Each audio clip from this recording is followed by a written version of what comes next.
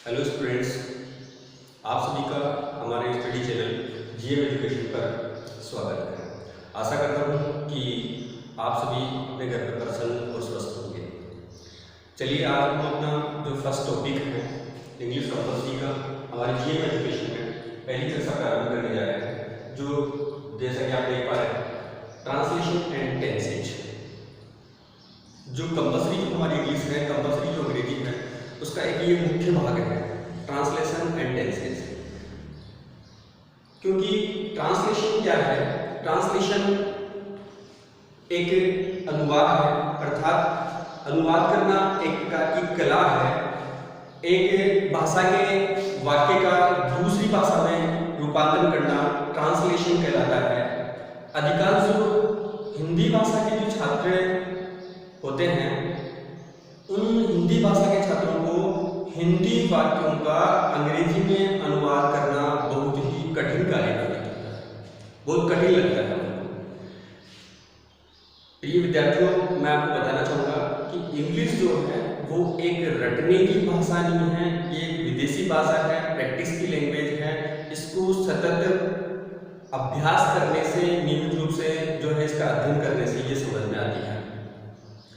तो हिंदी मीडियम के जो स्टूडेंट्स हैं वो अक्सर इंग्लिश को लेकर चिंतित रहते हैं कि हमें इंग्लिश आती नहीं है, किस प्रकार से जो है इसको समझा जाए, किस प्रकार से इंग्लिश के जो सेंटेंस हैं या हिंदी के जो सेंटेंस हैं उनको किस प्रकार से जो है ट्रांसलेशन किया जाए, उनका अनुवाद किया जाए।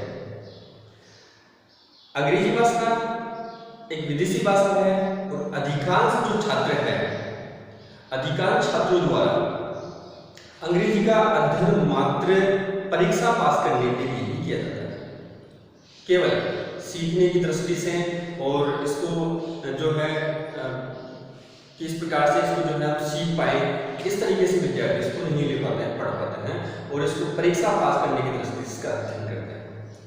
तो जैसा कि मैंने यहाँ हेडिंग डाली हुई है, मैं आपको जो है ट्रांसलेशन जो अनुवाद है उसके बारे में आपको बताना चाहूँगा। ट्रांसलेशन मैंने आपको बताया, ट्रांसलेशन का मतलब होता है अनुवाद करना। अनुवाद करना, अनुवाद किसे? कोई भी एक लैंग्वेज है, एक भाषा है, उस भाषा के वाक्य को हम दूसरी भाषा में रूपांतरण करते हैं तो वो ट्रांसलेशन कहलाता है। ट्रांसलेशन करने में हमें कई सारे जो पार्ट्स हैं, रूल्स हैं, हमें उनका अध्ययन करना पड़ता है। तो ट्रांसलेशन का ये पार्ट स्टार्ट करने से पहले, शुरू करने से पहले आइए मैं आपको हिंदी वाक्यों का अंग्रेजी में अनुवाद करने के कुछ सरल तरीकों से अवगत कराता हूँ। कुछ इजी स्टेप मैं आपको बताऊंगा जिससे आपको जो है इंग्लिश के जो सेंटेंस हैं या हिंदी के जो सेंटेंस हैं उनको हिंदी को इंग्लिश में ट्रांसलेशन करने के लिए और इंग्लिश के वाक्य को, सेंटेंसेस को जो है हिंदी में ट्रांसलेशन करने में जो दिक्कत आती है उनमें आपको जो है बहुत ही अच्छा ये जो रूल्स हैं आपके लिए सामने होंगे। देखिए, ट्रांसलेशन में किन किन बातों का ध्यान रखना पड़ता है, कौन कौन सी चीजें हैं जो हमें ध्यान रखनी होती है। सबसे पहली बात, फर्स्ट जो पॉइंट है वो है कि अनुवाद के लिए जो भी हम जो अनुवाद करेंगे उस अनुवाद हेतु आपको जो हिंदी वाक्यों का अंग्रेजी में अनुवाद करने के लिए जो आप करने जा रहे हो, तो अनुवाद हेतु सर्वप्रथम जो आपको क्या करना होगा, सर्वप्रथम आपको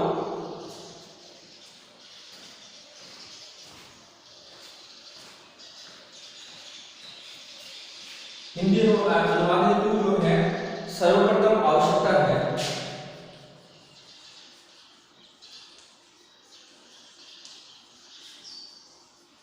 सर्वप्रथम जो आवश्यकता होती है वो है कि आपको वाक्य में प्रयुक्त होने वाले जो विभिन्न उसके जो पार्ट्स हैं, पार्ट्स ऑफ स्पीच, विभिन्न भाग, मतलब अनुवाद हेतु सर्वप्रथम जो आवश्यकता होती है वो है कि वाक्य में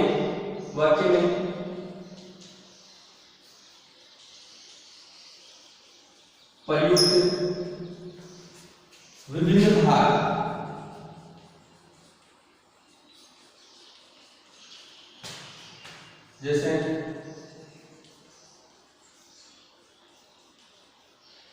पार्ट्स ऑफ स्पीच, जैसे subject, verb, object, adverb, preposition etcetera. इन सभी की जो है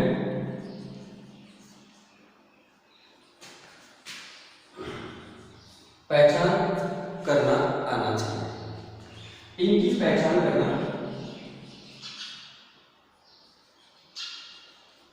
आना चाहिए। पहले अनुवाद करने के लिए सबसे पहले जब भी हम ट्रांसलेशन करेंगे तो अनुवाद हेतु सर्वप्रथम जो आवश्यकता होती है, वाक्य में प्रयुक्त होने वाले जो उसके पार्ट्स हैं, जो उसके भाग हैं, उन पार्ट्स को जो है हमें समझना होगा। जो पार्ट्स ऑफ स्पीच है, ये जो पार्ट्स हैं जिनसे वो जो बनेगा सेंटेंस हमारा, जिनमें ये चीजें प्रयुक्त होती है, सब्जेक्ट, वर्ब, ऑब्जेक्ट है, एडवर्ब है, प्रीपोजिशन है, एटसेट्रा, इनकी पहचान करना हमें आना चाहिए। पहली बात।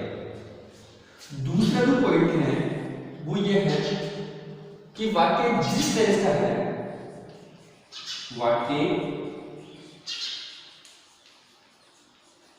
जिस टेंस का है उस टेंस में अंग्रेजी वाक्य का विन्यास, उस टेंस में अंग्रेजी वाक्य का विन्यास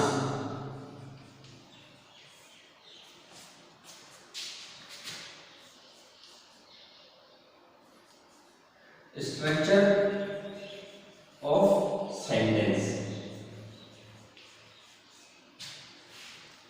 क्या है?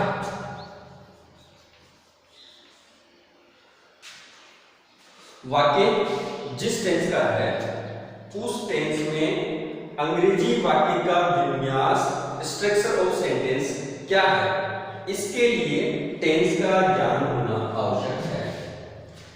इसके लिए हमें जो वाक्य विन्यास को पहचानने के लिए हमें जो है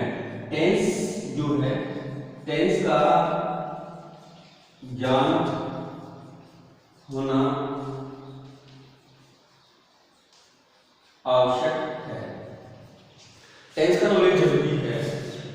बिना टेंसेस की पूर्ण जानकारी हुए शुद्ध अंग्रेजी लिखना या समझना संभव नहीं है। टेंसेस की पूर्ण जानकारी के बिना शुद्ध अंग्रेजी लिखना या लिखकर उसको समझना जो है वो संभव नहीं है। ये दूसरी इंपॉर्टेंट बात है। तो टेंस का जब अंग्रेजी वाक्य का जो विन्यास है, स्ट्रक्चर ऑफ सेंटेंस है, वो क्या है वो हमें समझना होगा। इसके बाद में जो अपना थर्ड जो पॉइंट है वो ये है टेंसेस के ज्ञान की बात है। टेंसेस के ज्ञान के बाद विभिन्न नियमों का ज्ञान होना चाहिए। विभिन्न रूल्स जो हैं, नियमों का ज्ञान होना आवश्यक है। विभिन्न नियम किसके?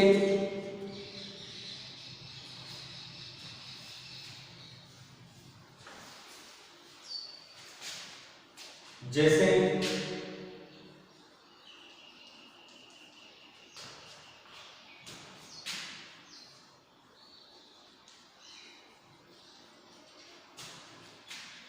Subject verb aggregate,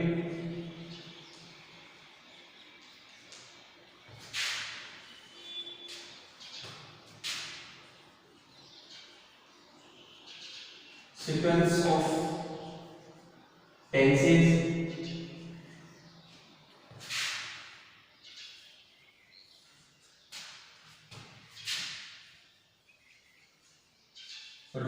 regarding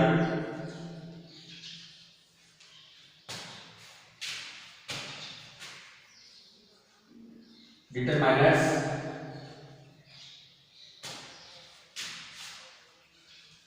articles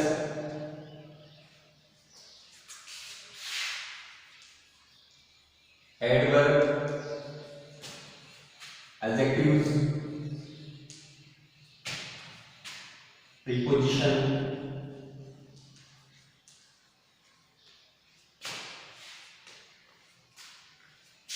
conjunction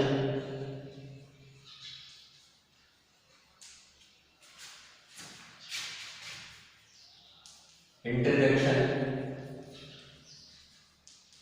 model etcetera. ये कुछ पार्ट्स होते हैं जिनका हमें पूरा नॉलेज होना चाहिए, पूरा ज्ञान होना चाहिए। टेंस के ज्ञान के अलावा ये कुछ नियम हैं जिनका भी हमें अच्छी तरह से नॉलेज होना चाहिए, इनके बारे में जानकारी होना चाहिए।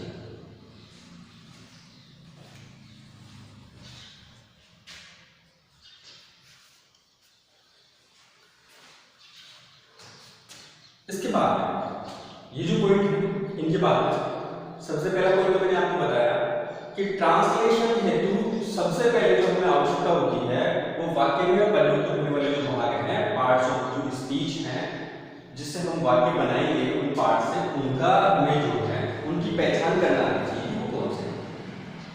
दूसरा पॉइंट मैंने आपको बताया वाक्य जिस टेंस का है उस टेंस में अंग्रेजी वाक्य का विन्यास क्या है, स्ट्रक्चर ऑफ सेंटेंस क्या है, इसका जो है हमें ज्ञान होना चाहिए, पता होना चाहिए। टेंस का ज्ञान होना आवश्यक है। टेंसेस के ज्ञान के बाद विभिन्न नियम जो हैं उनका भी हमें ज्ञान होना चाहिए, पता होना चाहिए। वो विभिन्न नियम कौन से हैं, जैसे subject verb agreement, spells of tenses, rules regarding determiners, articles, adverb, adjective, preposition, conjunction, interjection, models etcetera, इनका हमें पता होना चाहिए। चलिए आगे बढ़ते हैं और इसके बाद में जो कौन सी चीज की जरूरत होती है ट्रांसलेशन में, ट्रांसलेशन और टेंस का जो टॉपिक है उसको प्रारंभ करने से पहले ये जो बेसिक जो जानकारी है उनको मैं आप तक साझा करना चाहूंगा। नेक्स्ट जो अपना पॉइंट आता है वो है जैसे विभिन्न प्रकार के सेंटेंस, विभिन्न प्रकार के सेंटेंस, विभिन्न प्रकार के सेंटेंस हैं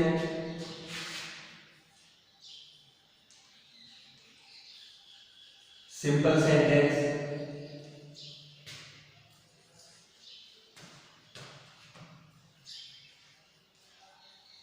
कंपाउंड सेंटेंस,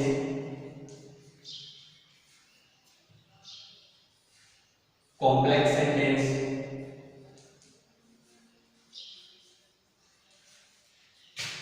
इन सब का जो है हमें ज्ञान होना चाहिए। इसके बाद में टेंसेस के ज्ञान के बाद में विभिन्न प्रकार के जो सेंटेंसेस हैं, जो वाक्य हैं जो हम बनाएंगे, उन विभिन्न प्रकार के वाक्यों का हमें पता होना चाहिए। Simple sentence, compound sentence, complex sentence.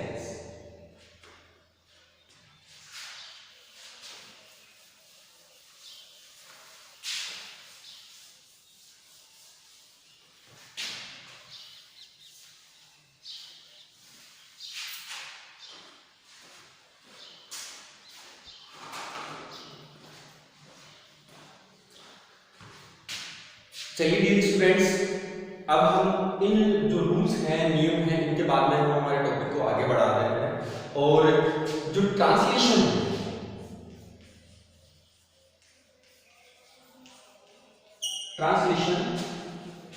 Made easy, translation को आसान बनाते हैं, किस तरीके से किया जाता है।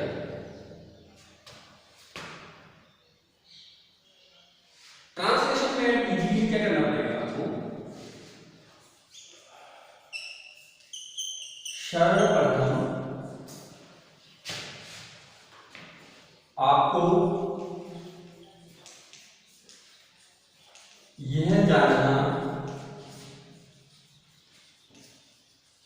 आवश्यक है,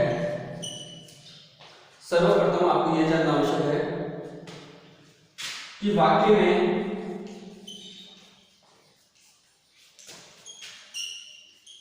प्रयुक्त भाग जैसे सब्जेक्ट, वर्ब, ऑब्जेक्ट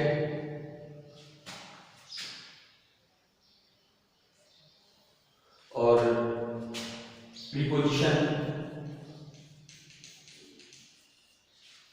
एटसेट्रा, इनकी जो पहचान है वो कैसे की जाती है? इनकी पहचान कैसे की जाती है? ट्रांसलेशन करने से सबसे पहले जो वाक्यों में जो आने वाले जो प्रयुक्त होने वाले जैसे ये भाग हैं, सब्जेक्ट, वर्ब, ऑब्जेक्ट, प्रीपोजिशन की पहचान कैसे की जाती है, ये हमें पता होना चाहिए। इन भागों की अंग्रेजी बनाकर इन्हें हम जो है वाक्य में सुव्यवस्थित तरीके से किया जाए, किस तरीके से कोई लिखा जाए, ये हमें पता होना चाहिए। चलिए मैं आपको बताता हूँ कुछ सरल तरीके। सबसे पहले हम पहला जो पॉइंट है इनमें जो हमारा सेंटेंस हम बनाते हैं तो उसमें सबसे पहले जो हम है वो लेते हैं सब्जेक्ट।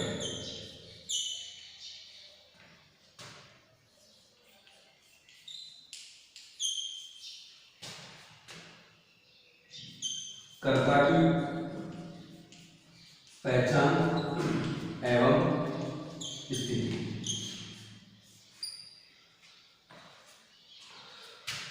कर्ता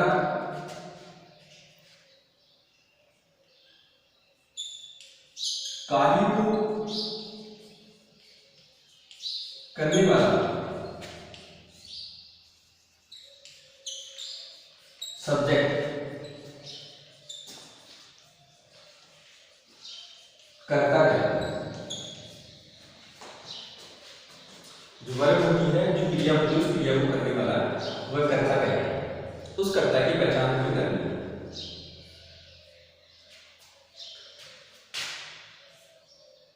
तो उसके लिए आसान सा सरल तरीका ये है कि अमूमन जो है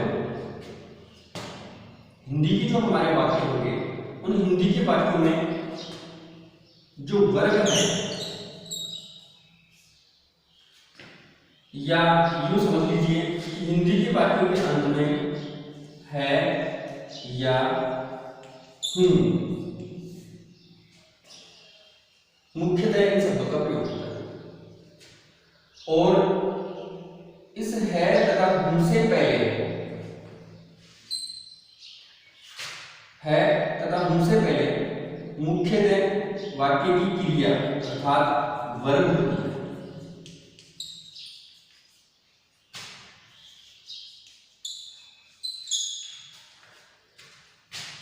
इस क्रिया से कौन, किसने, किन्होंने जब प्रश्न किया जाता है कौन, किसने, किन्होंने, इनसे कुछ क्वेश्चन करते हैं हम इस क्रिया से, तो जो हमें आंसर मिलता है, जो आंसर प्राप्त होता है उस सेंटेंस में से, वो उसका जो है सब्जेक्ट होता है,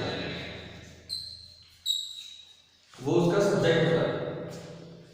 जैसे मैं आपको बताऊं, छोटा सा सेंटेंस लेके हम छोटे छोटे वाक्यों द्वारा हम जो है सरल तरीके से अनुवाद को सीखने की कोशिश करेंगे। जैसे रमेश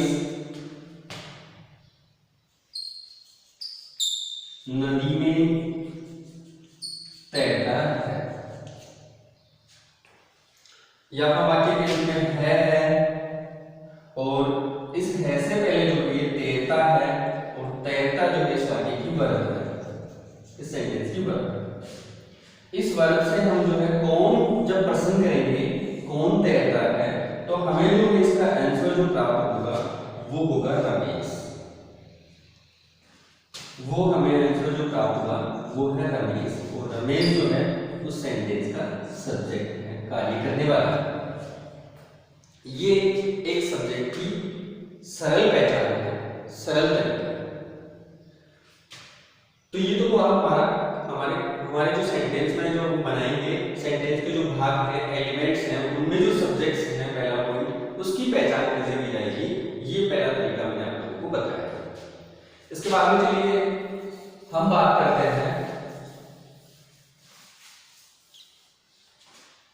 दूसरा जो एलिमेंट्स हैं, वो पार्ट्स हैं, वो है वर्ब, जिसके बारे में हम चर्चा कर चुके हैं कि हिंदी वाक्यों के अंत में जो है या हूं जैसे शब्द होंगे, उनसे पहले जो भी शब्द होगा वो उस वाक्य की क्रिया होगी, वो उस वाक्य की क्रिया होगी। ये बात हम कर चुके हैं।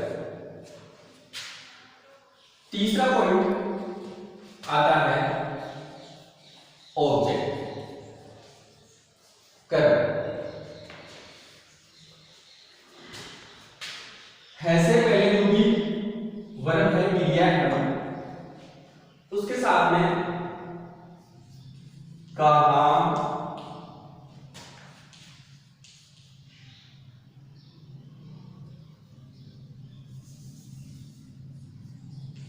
किसको, किनको, ये जो है या किसे हम जब ट्यूशन करेंगे, प्रश्न करेंगे इनसे, तो इनसे जो हमें आंसर प्राप्त होगा, जो उत्तर हमें मिलने वाला है, वो उस वाक्य का अमूमन जो है मुमकिन है ऑब्जेक्ट होता है, कर्म होता है। जैसे हम इसी सेंटेंस पर वापस चलते हैं, हमने यहाँ से जो है सब्जेक्ट की आइडेंटिफिकेशन की थी, वर्ब की आइडेंटिफिकेशन हमने की थी। अब इसके बाद में हम जो है सब्जेक्ट की पहचान करते हैं।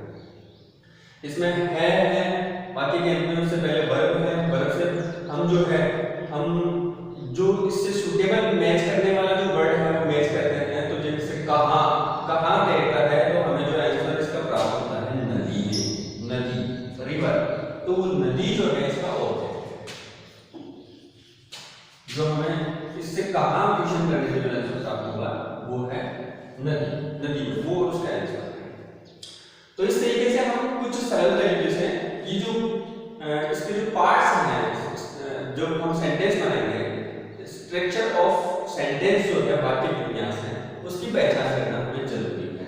ये भी एक विद्यार्थी के सामने से एक समस्या होती है कि वह सेंटेंस बनाने से पहले या ट्रांसलेट करने से पहले ये जो एलिमेंट्स हैं या ये जो पार्ट्स हैं, इनको समझ नहीं पाते हैं, आइडेंटिफाई नहीं कर पाते हैं हिंदी के सेंटेंस में कि किस तरीके से इनको जो है एक इंग्लिश का, जब हिंदी के वाक्य को जब इंग्लिश में ट्रांसलेट करेंगे तो किससे हिंदी के वाक्य को पहचान कर ट्रांसलेट किया जाए, स्ट्रक्चर ऑफ सेंटेंस में किस तरीके से उनको रखा जाए, बताया जाए।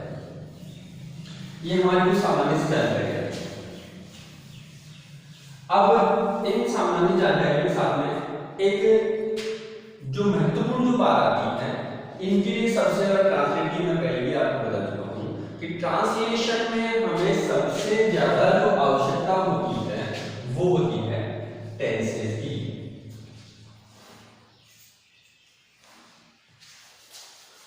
और इस टेंसेस के कंसेप्ट को समझने के लिए हमें जो है टाइम और टेंस का जो कॉन्सेप्ट है इसको समझना होगा।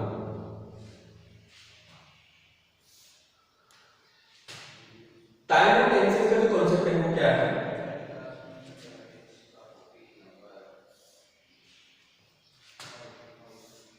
टाइम एक नेचुरल कॉन्सेप्ट है और टेंस जो है वो एक ग्रामेटिकल कॉन्सेप्ट है।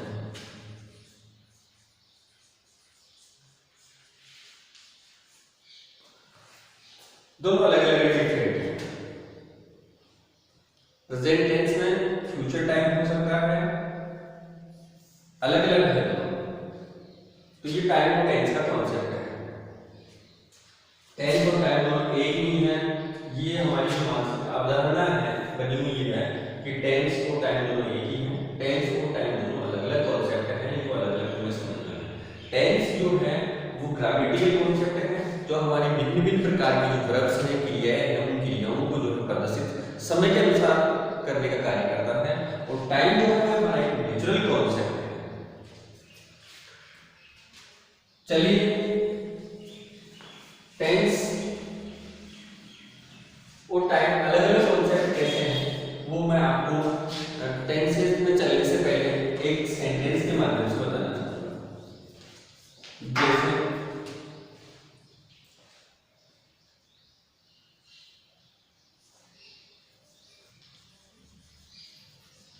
Prime minister visits to Jaipur tomorrow.